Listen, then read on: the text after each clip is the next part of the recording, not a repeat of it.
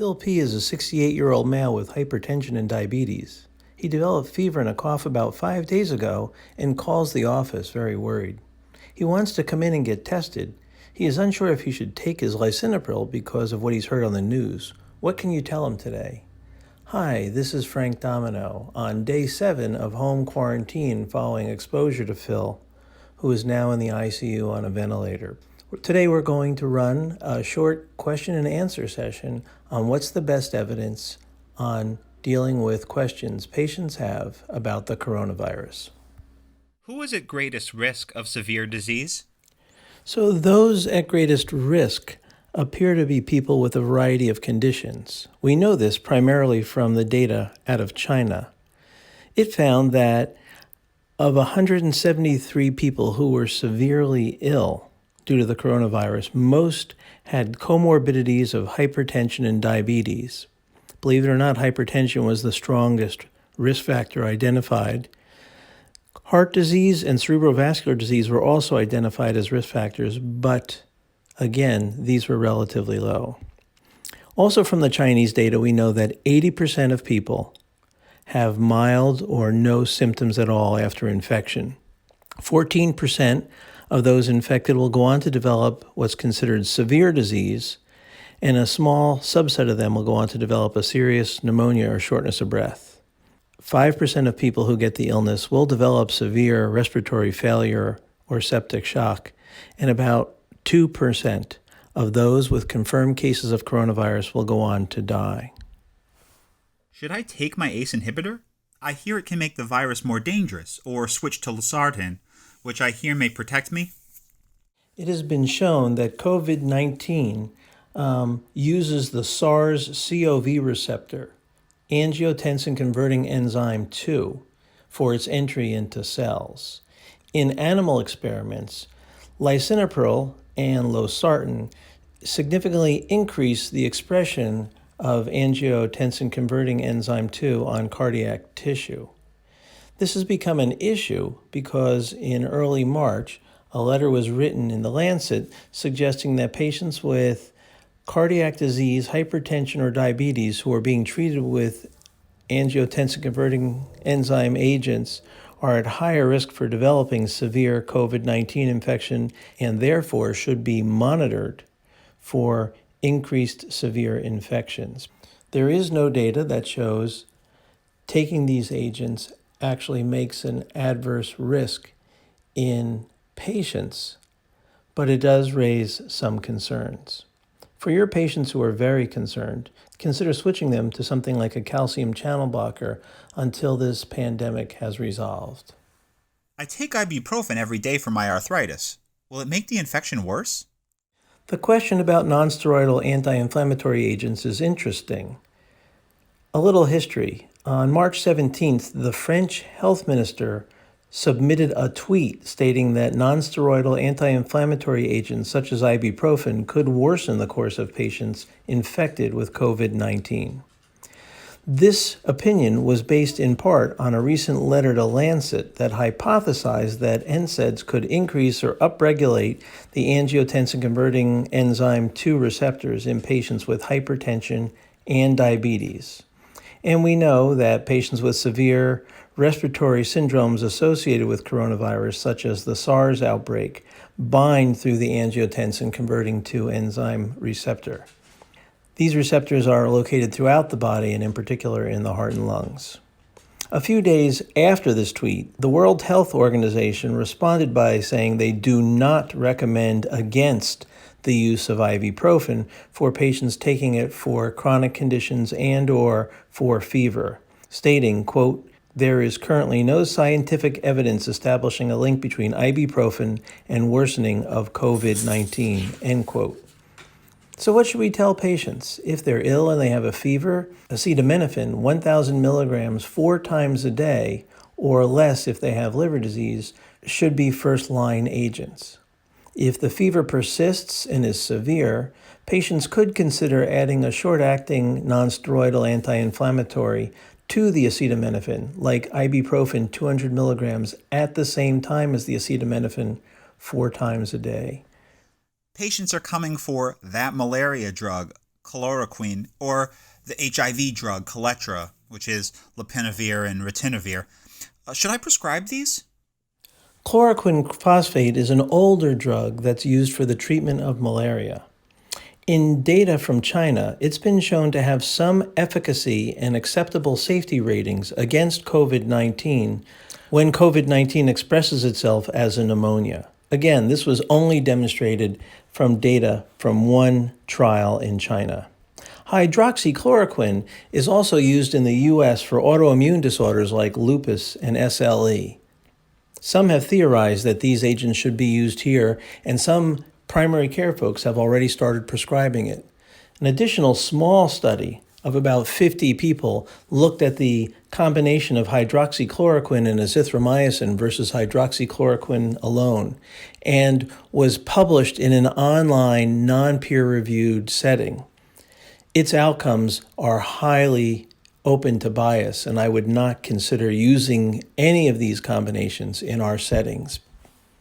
What should we do? Well, we should not prescribe these unless you're taking care of a severely ill patient in the hospital.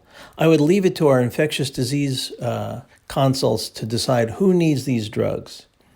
There has been rampant outpatient prescribing of chloroquine and hydroxychloroquine, and this is dramatically depleting supplies hospitals need. So my bottom line here is please do not prescribe these drugs unless you're in the proper setting with the proper infectious disease support. What about Coletra? Well, there was one paper published in the New England Journal of Medicine of 199 patients, again from China.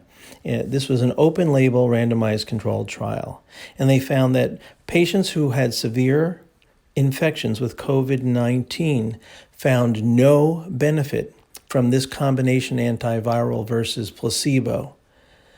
Again, this drug may be used in hospitalized settings by infectious disease experts, but should not be prescribed by those of us in primary care unless we're handling critically ill patients in hospitalized settings. Should I be using PPE for any contact with someone who has a fever with SOB or cough? Yes, do the best you can. Cover your head, wear a mask even if it's not an N95 mask, have some face and nose protection, wear gloves and a gown and take them off carefully. Then wash your hands and keep people at home. If they call the office, encourage them to stay home and not come in. If people do show up in your office, please have them wait in their cars, not in your waiting rooms, and call them by cell phone to discuss what to do and if they need to be seen, even if they're coming in for issues not related to COVID-19. This will protect them as well as protect you.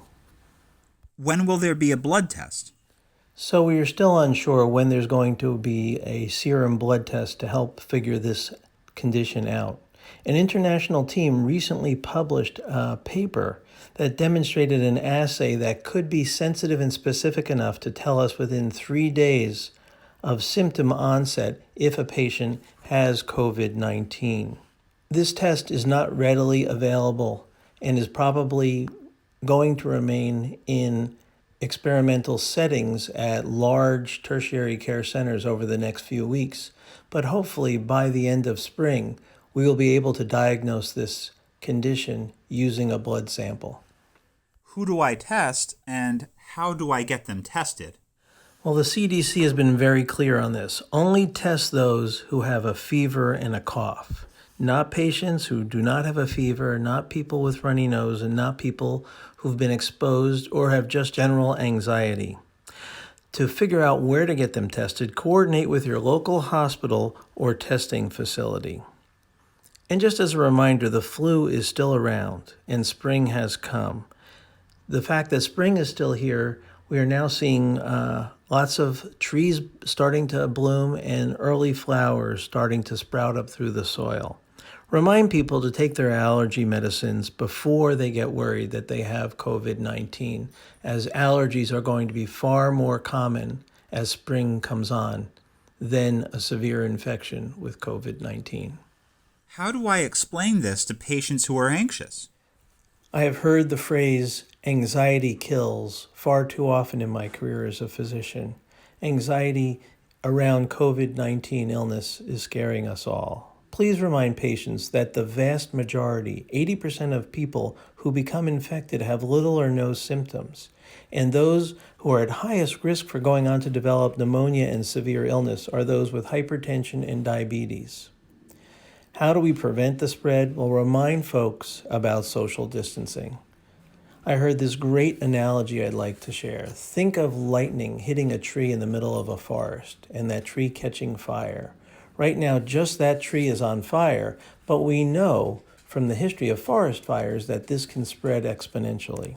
The tree next to it and then the trees next to each of those begin to spread.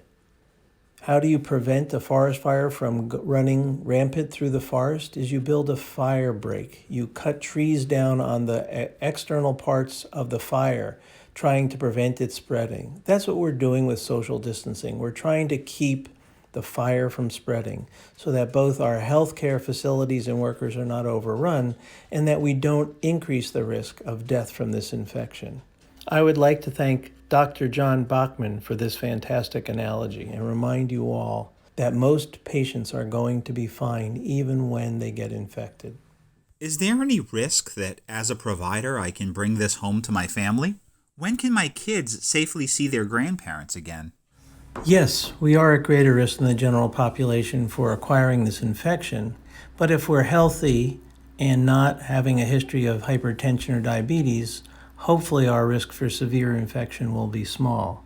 And even if we have those conditions, again, across the board, 80% of people who become infected have mild or no symptoms. Nonetheless, we, like our patients, all need to practice social distancing. Keep home whenever you can. Learn to use telemedicine, which is really quite simple and possibly even billable. And wash your hands often. Concerning your kids seeing their grandparents, well, no one really knows. We're hoping that by the end of spring and early summer, this infection will have burnt itself out. That probably means that once more than 50% of the population has immunity to this infection, herd immunity will protect the rest of the population.